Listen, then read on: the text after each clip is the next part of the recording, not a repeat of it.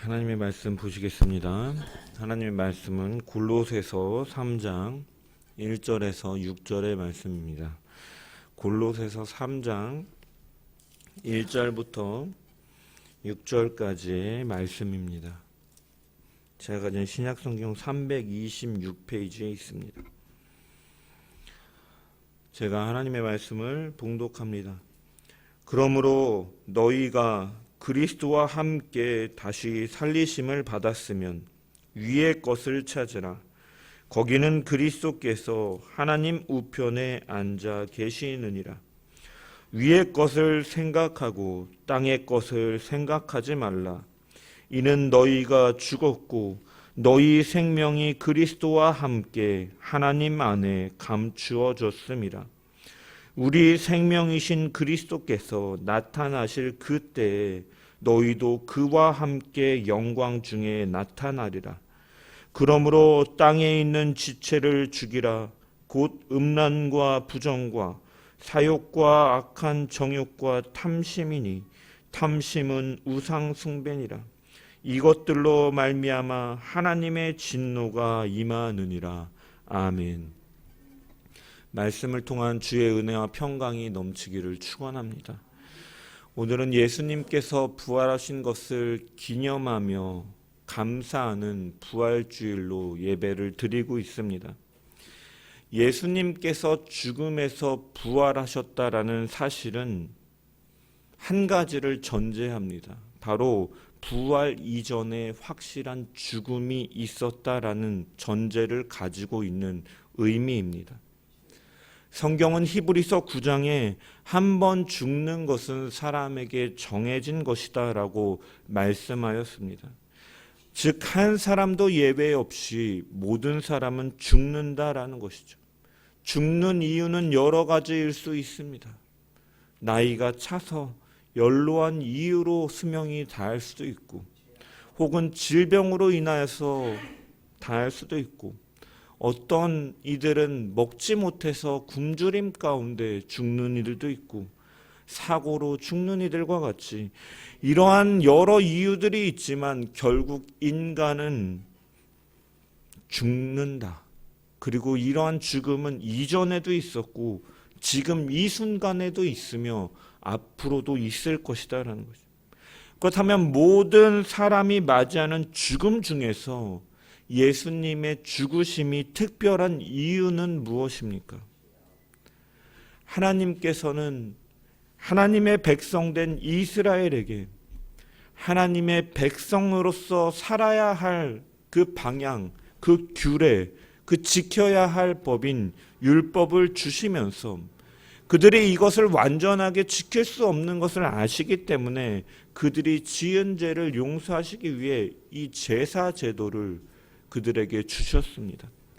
그들은 하나님께서 제정하신 법에 따라서 소나 양이나 염소나 비둘기를 통해 그 짐승들을 잡아 자신의 지은 죄를 대신하였던 것이죠.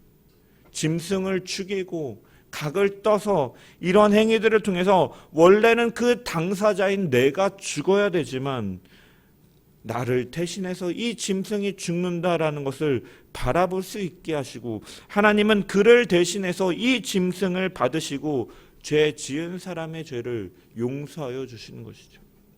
하지만 이 제사는 완전한 제사가 아니라 불완전한 것이었습니다. 죄인인 인간을 대신해서 죽는 동물은 인간을 완전하게 대체할 수가 없고, 제사를 관장하는 제사장 역시도 사실은 우리와 다를 바 없는 죄인이기 때문에 그 제사는 사실은 불완전성을 가지고 있다는 것이죠. 그래서 지속적으로 반복해서 드릴 수밖에 없었고 완전한 속죄가 이루어질 수 없었다라는 것이죠.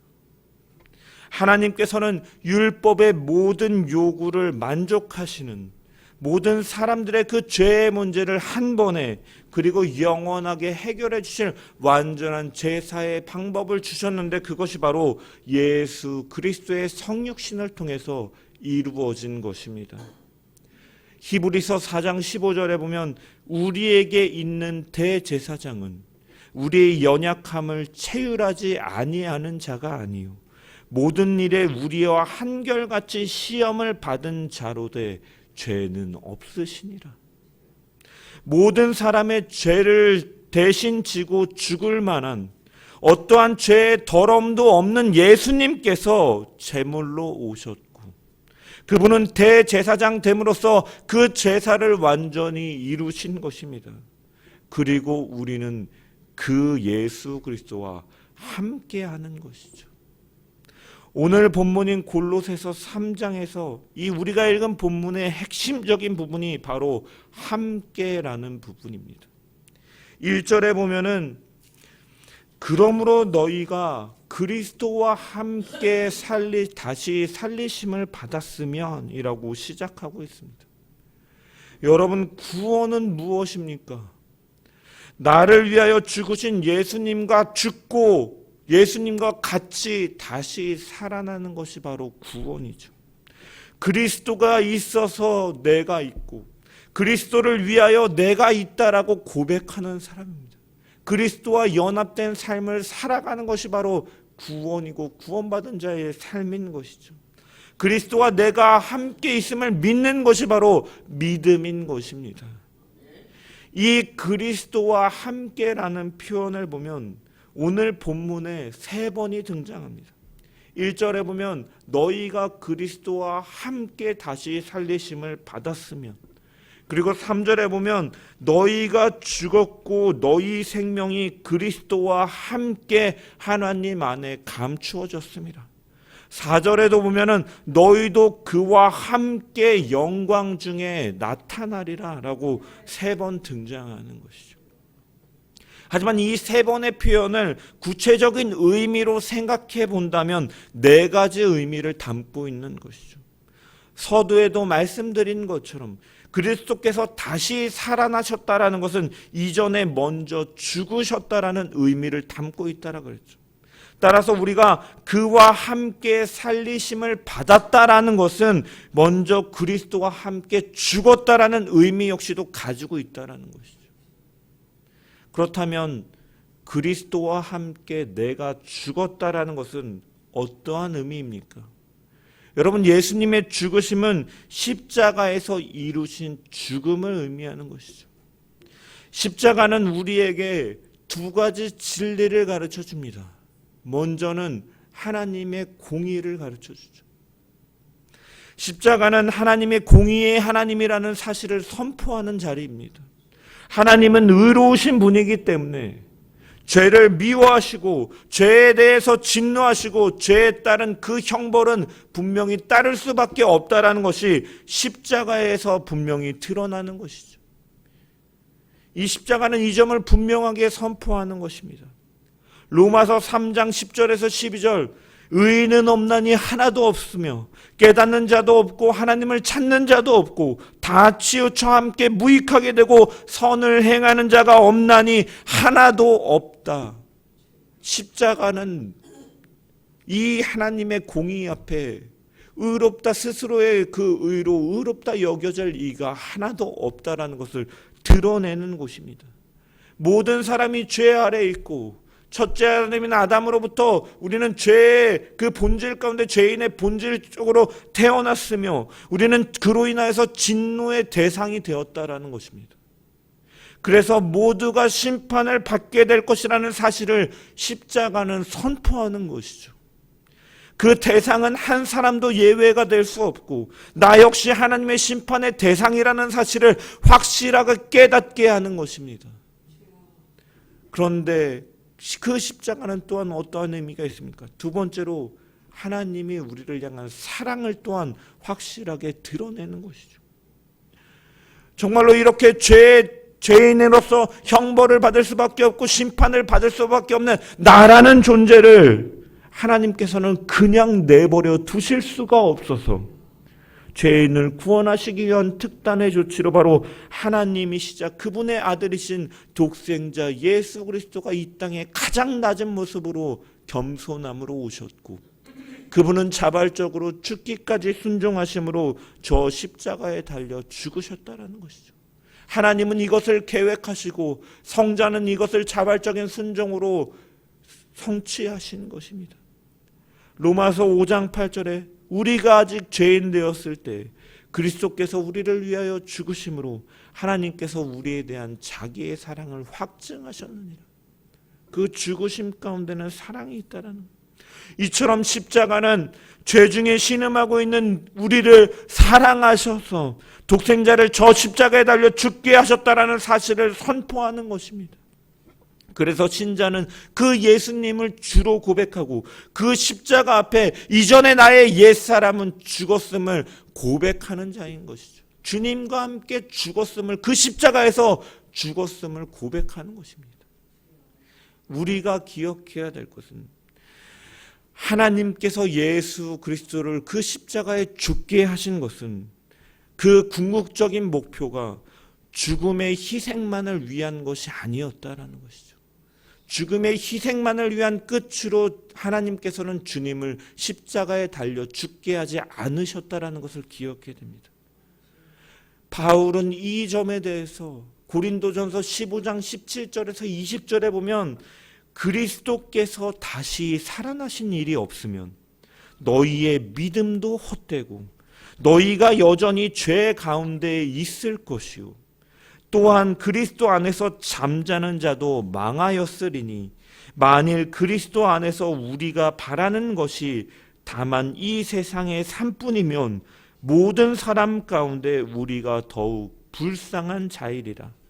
그러나 이제 그리스도께서 죽은 자 가운데서 다시 살아나사 잠자는 자들의 첫 열매가 되셨도다.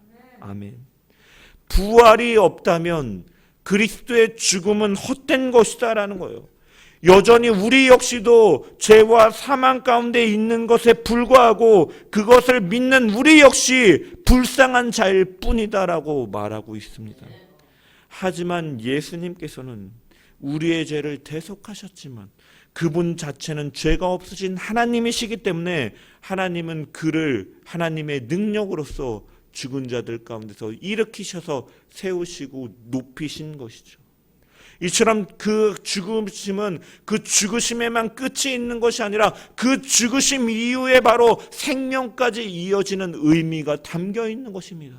십자가는 그렇기 때문에 꼭 부활과 연결돼야 되는 것이죠. 하나님께서는 아브라함에게 그 100세 때 허락하신 아들 이삭을 바치라라고 명령하십니다. 모리아 산으로 가서 아들을 바치라라고 말씀하시죠. 여러분, 하지만 이 하나님의 명령 속에는 이삭을 죽이시기 위한 목적을 가지고 아브라함에게 명령하시는 것이 아니라 그에게 돌려주시기 위함인 것이죠. 그의 믿음을 보시고 그에게 그 아들의 생명을 돌려주시기 위함인 거였고, 아브라함 역시도 믿음으로 그 아들이 다시 돌아올 것을 알았기 때문에 종들에게 우리가 다시 돌아올 것이다라고 믿음으로 고백하는 것입니다. 따라서 하나님께서 이루신 죽음에는 분명하게 생명이 포함되어 있는 의미다라는 것이에요. 따라서 우리가 주와 함께 죽었습니다, 우리가 주와 함께 죽겠습니다라는 표현에는, 그 고백 속에는 주님께서 우리를 영원히 살리셔서 주의 영광이 되게 하실 것입니다, 되게 하셨습니다라는 믿음의 고백이 담겨 있는 것이죠. 주님과 함께 죽는다라는 것은 나의 권리와 나의 주장을 다 내려놓고 나를 부인하는 것을 의미합니다. 그리할 때 우리는 하나님과 가장 친밀한 자가 되고 우리의 삶은 하나님께 산제사로 예배드리는 삶이 되기 때문입니다. 옛 사람으로 이제 살아가는 것이 아니라 죽음 이후에 나를 부인할 때 바로 하나님이 기뻐 받으시는 산제사, 살아있는 자로서 생명으로서 예배하며 그분을 경배하는 자로 살아갈 수 있다라는 것입니다. 하나님께서 원하시는 것은 죽음만을 위한 희생이 아니라 그 죽음을 통과해서 다시 살아나서 드리는 산제사인 것입니다. 이 산제사를 드리는 자는 그리스도와 함께 죽었다가 다시 살아났다라는 것을 인식하고 사는 자들이죠. 예수님께서 십자가에 죽으시고 그 후 부활하여 다시 영원하게 살게 되신 그 사건은 하나님께서 예수님과 그 연합되어 놓으신 그분의 신부 교회들이 죄에 대해 죽고 의에 대해 살 수 있도록 생명을 주시겠다라고 했다라는 것을 기억하며 사는 자들이다라는 거예요. 오늘 1절에 보면은 너희가 다시 살리심을 받았으면 이라는 이 동사는요, 부정형으로 과거 수동태로 쓰여져 있습니다. 다시 살리심을 받은 사건이 이미 이전에 일어난 일이라는 거예요. 과거형으로 쓰여졌다는 것은 이미 일어난 일이라는 것입니다.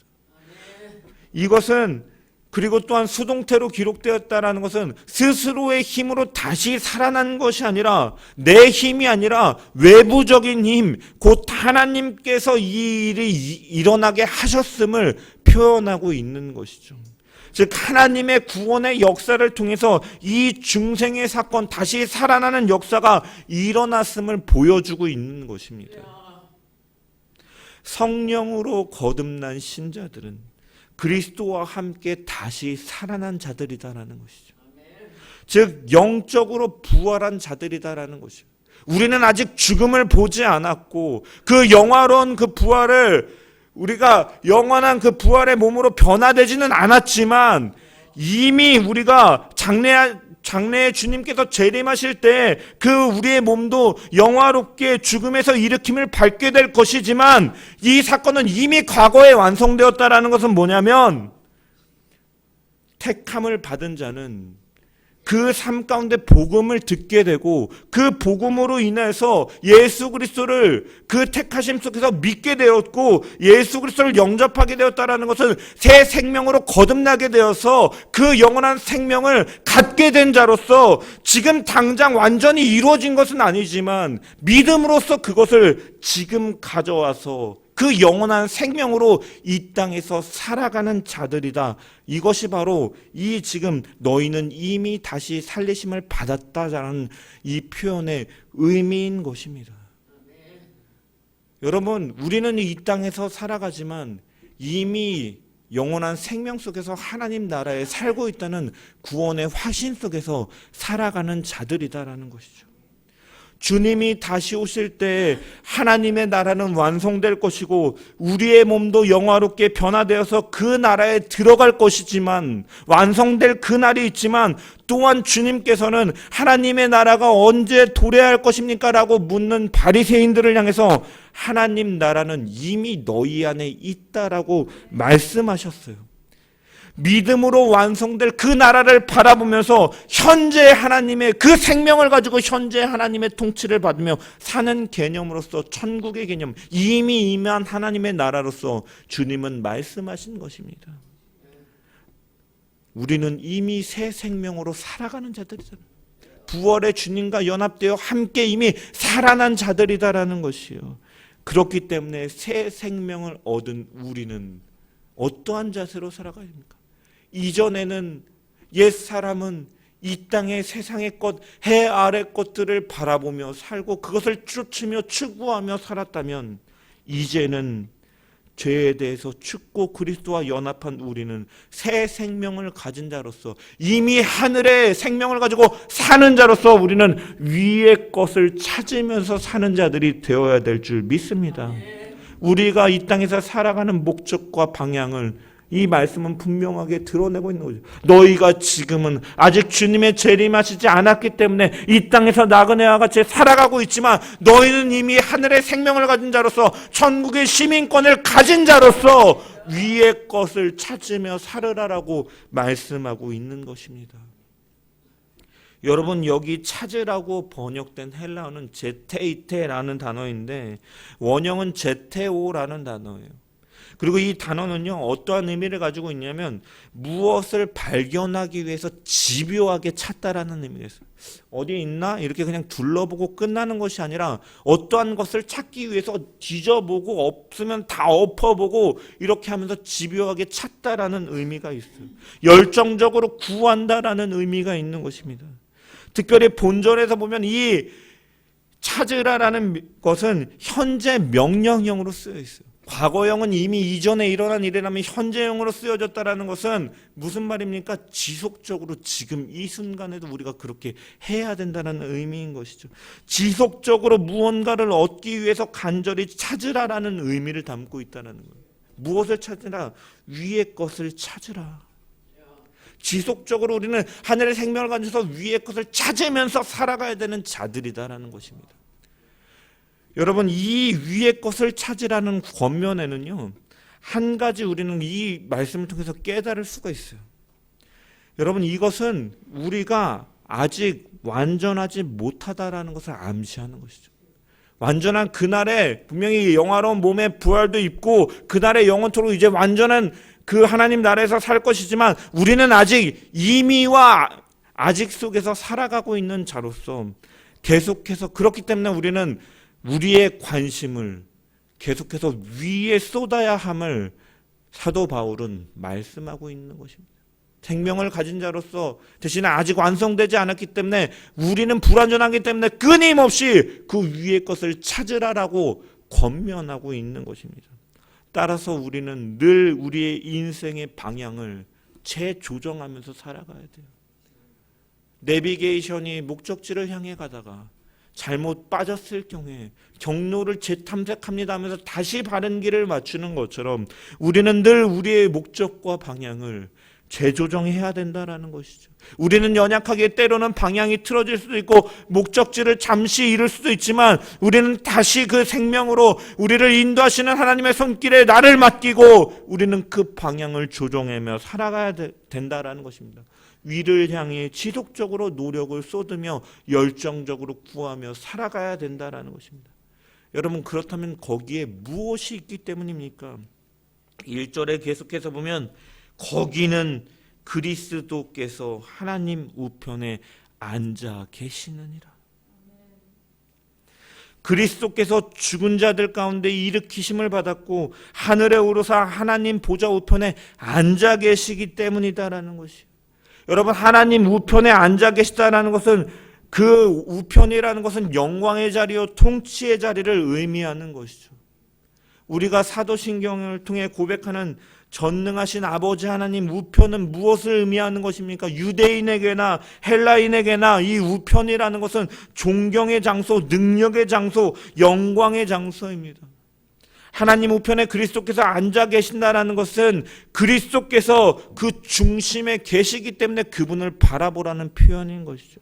그리스도께서 하나님 보좌 우편에 앉아 계신다라는 것은 그분은 존귀하신 분이다라는 드러내는 것이고, 그분이 우편에 앉아 계신다라는 것은 우리가 비록 지금 이 순간 모순된 세상 속에서 역경 가운데 살아가고 있지만 그분은 통치하고 역사를 주관하시고 다스리고 계시기 때문에 너희는 그 그리스도를 바라보라라고 말씀하고 있는 것입니다. 이 땅에 속한 것을 추구하며 사는 것이 아니라 위의 것을 추구하며 살라라 말하고 있는 것이죠. 계속해서 2절도 보면은 위의 것을 생각하고 땅의 것을 생각하지 말라라고 표현합니다. 이 말씀 역시도 1절의 표현을 다르게 표현해서 다시 한번 반복적으로 권면하고 있는 것이죠. 반복적으로 두 번에 걸쳐 말한다는 것은 강조의 표현인 것입니다. 여러분, 찾으라는 말 대신에 이제는 생각하라라고 표현하는 것이죠. 여기 생각하라라는 표현 역시도 강력한 의미의 말이에요. 한번 생각하고 마는 것이 아니라 끈질기게 집요하게 생각하는 것을 의미하는 것입니다. 예를 들면 여러분, 이제는 우리가 나이가 들어서 이성에 대한 열정이 식어지고 옛날에 그 첫사랑에 대한 풋풋한 이 애틋한 마음들이 식어졌지만 우리가 젊었을 때 마음에 드는 사람을 만나게 된 그 기억을 한번 떠올려 보십시오. 남편분을 만났을 때 별로 그런 느낌이 없으신가요? 여러분, 우리가 이성 간에 호감을 가진 사람을 만나게 되면요, 돌아서서 바로 잊어버릴 수가 없는 거예요. 그렇죠? 관심이 없는 대상은 그 사람이 이름을 말해도 또 물어봐요. 이름이 어떻게 돼? 나이가 어떻게 돼? 무슨 일 한다 그랬죠? 어디 산다 그랬죠? 계속해서 물어보지만 여러분, 가슴 설레는 대상을 보게 되면 그가 말한 작은 것까지도 기억해요. 기억한다. 그래서 헤어져도 생각이 나고 돌아오는 길에도 생각이 나고 집에 누워서조차 생각이 나. 하루 왼종일 같이 보내고 나서 헤어져서 뒤에 돌아온 뒤에도 전화통을 붙잡고 밤이 새도록 통화하는 것이 애틋한 마음이 있기 때문에, 생각하는 마음이 있기 때문인 것이죠. 여러분, 무엇을 생각하느냐라는 매우 중요한 문제예요. 왜? 인간의 모든 행동은 생각에서부터 비롯되기 때문이죠. 그래서 바울은 위의 것을 생각하라라고 말했어요. 그렇다면 위의 것을 생각하는 것은 무엇이냐? 이것과 대조적으로 5절과 6절에 보면 땅의 것을 쫓고 땅의 것을 추구하는 것, 땅의 것을 생각하는 것에 대해서 바울은 말하는데, 그러므로 땅에 있는 지체를 죽이라. 곧 음란과 부정과 사욕과 악한 정과 탐심이니 탐심은 우상 숭배니라. 이것들로 말미암아 하나님의 진노가 임하느니라. 땅에 있는 지체를 죽이라라는 말씀은 버리고 끊어버리고 없애라라는 의미예요. 옛 사람으로서 우리가 즐거워하고 하나님을 기쁘시게 하며 살아가던 것들이 아니라 나의 유익과 만족과 쾌락과 정욕을 위해 살던 그 죄악으로부터 끊어버리며 살라라는 의미인 것입니다. 위의 것을 쫓으라, 위의 것을 생각하라라는 것은 그러한 의미다라는 거예요. 악한 습관을 제거해 버리라라는 것입니다. 우리가 예수님을 믿는 날부터 완전 무결한 거룩한 모습이 되는 것은 아닙니다. 우리는 날마다의 성화가 이루어져야 돼요. 선을 행하고 악은 모양이라도 버려버렸으면 좋겠지만 우리는 연약함 속에서 여전히 죄의 육체를 가지고 있기 때문에 여전히 죄에 대해 노출되어 있고 이 죄의 유혹을 받아야 되는 사람들이다라는 것이에요. 이런 갈등 속에서 우리는 그것들을 끊어버리려고 계속 노력하고 위의 것을 찾고 위의 것을 생각하며 사는 우리 모든 자들 되기를 주님의 이름으로 축원합니다. 그것이 바로 부활의 주님을 바라보고 그 그리스도와 함께 살아가는 자의 모습인 줄 믿습니다. 이전에 죄악된 모습에서 나의 자랑과 즐거움과 쾌락을 쫓던 옛 사람을 벗어버리고 하나님께서 기뻐하시는 일을 우리의 생각 가운데 두고 그쪽으로 마음을 쏟아서 몰두하고 마음과 의지와 정신과 행동이 하나님을 기뻐하시는 뜻에 자신을 드리는 산 제사의 제물 되기를 주님의 이름으로 간절히 축원합니다. 또한 3절에 보면은 이는 너희 생명이 그리스도와 함께 하나님 안에 감추어졌습니다라고 바울은 말씀하고 있습니다. 여러분, 이 사실은요 굉장히 우리에게 영광이 되고 의미가 있는 말씀이에요. 그리스도와 함께 산 우리는 그 예수 그리스도께서 영광의 자리에 앉아 계신데 그와 함께 우리도 앉아 있다라는 것이요. 하나님 안에 감추어졌다라는 것은 그분의 안에 우리가 있기 때문에 그 하나님 안에 감추어져 있다라는 표현인 것입니다. 그래서 이것에 대한 다른 표현으로서 에베소서 2장 6절에 보면은 또 함께 일으키사 그리스도 예수 안에서 함께 하늘에 앉히셨다라고 바울은 고백하고 있는 것이죠. 여러분, 우리는 이 땅에서 살아가지만 하나님께서는 우리를 이미 하나님 보좌 앞에 우리를 앉히셨다라는 것이에요. 그 영광의 자리에 우리를 앉히셨다라는 것이에요.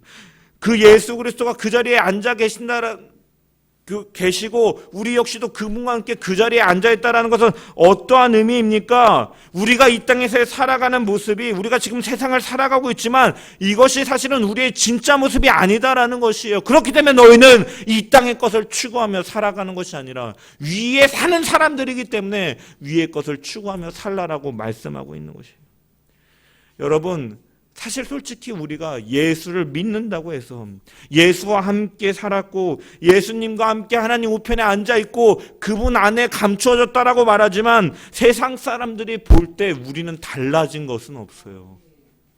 우리가 예수를 믿고 새 사람이 되었다고 해서 여러분이 김태희같이 다시 젊어지고 이뻐지고 장동건같이 멋져지고 그런 건 아니에요. 국적이 바뀌고 키가 늘어나고 피부색이 변하는 것이 아니에요. 못생긴 얼굴이 잘생겨지고 못난 얼굴이 이뻐지는 것이 아닙니다.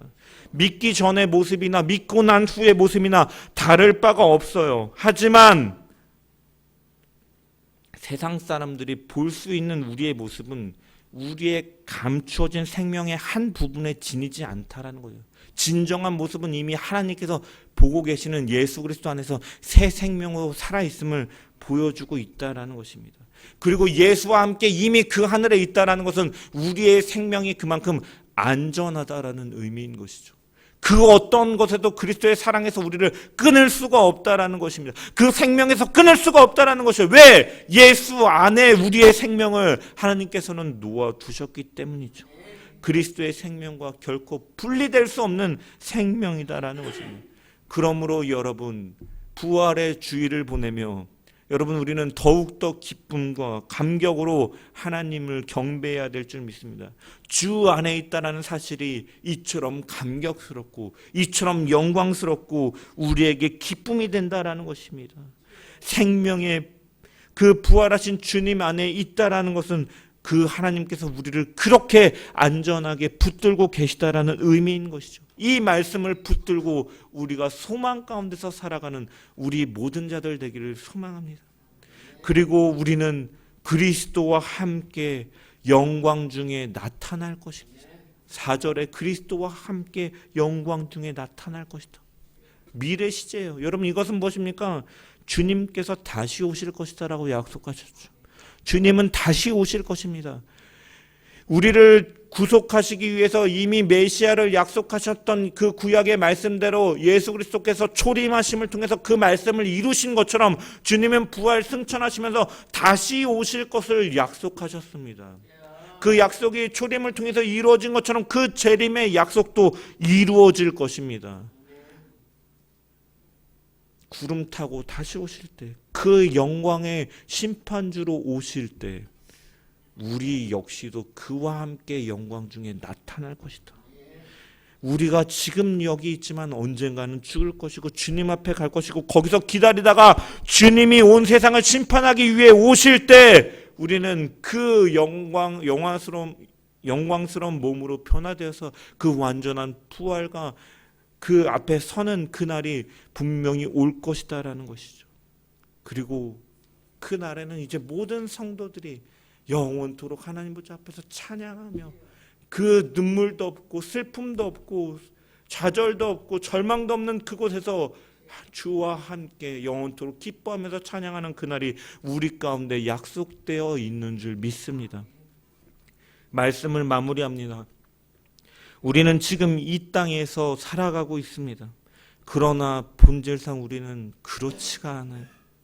비록 이 땅에서 세상 가운데 속하여 살아가고는 있지만 우리는 하나님 보좌 우편에 앉아 계신 그리스도 안에서 생명이 보존받고 하늘의 시민권으로 살아가는 자들인 줄 믿습니다. 우리의 생명이 예수 그리스도와 함께 하나님 안에 이미 감추어져 있고 그 날의 영광 중에 그 함께 나타날 것을 믿으면서 살아가는 저와 여러분 되기를 소망합니다. 부활을 기념하고 감사하는 부활주일에 이것이 바로 우리 그리스도인의 정체성이요. 그래서 우리는 오늘 여기에 살고는 있지만 우리는 이곳을 바라보는 것이 아니라 위의 것을 찾으며 영원한 그 나라와 그 나를 믿음 안에 바라보면서 우리의 마음을 거기에 두고 하늘의 시민권을 가진 자로서 살아가는 그러한 결단이 이제는 이 땅에서의 그 정욕과 음란과 부정과 사욕과 악한 정욕과 탐심을 쫓아 살아가는 것이 아니라 하나님 예수의 생명으로 하나님을 기쁘시게 하는 삶을 살아가는 우리 모든 자들 되기를 주님의 이름으로 간절히 축원합니다.